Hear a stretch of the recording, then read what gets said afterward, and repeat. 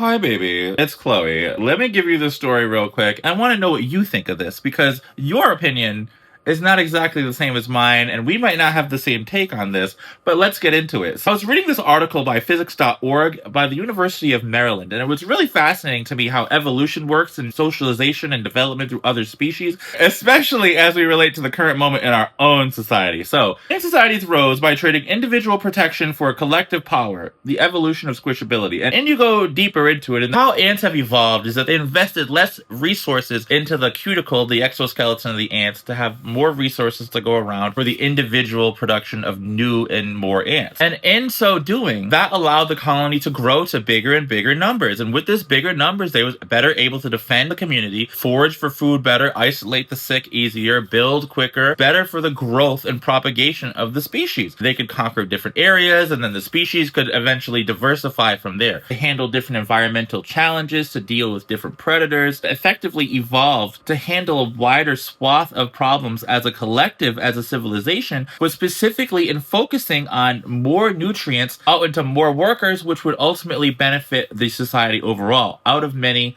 one, e pluribus unum. We have a larger society and we benefit because of these resources are more spread out. In this current society where resources hoarded for the very few, we end up in a situation where people are homeless and they don't have health care, fulfilling jobs, and they also don't have enough wages. And we see the environmental degradation at the expense of the collective, despite the fact that we have the technology, we have the resources, they're just hoarded by corporate. A lot of decisions are made by moneyed interests, by shareholders, despite the fact that we have a lot of abject poverty in our society. And in this time in which we're focused on strong men and, a return to the patriarchy with trad wife nonsense and anti-queer everything and anti-trans nonsense, we're against immigrants, all of the things on the collective that makes society great is the power of all of us collectively is being discarded. Some people feel like it makes society efficient and, just esoterically stronger. And in reality, we've seen, at least in some species, that you don't necessarily need to have that level of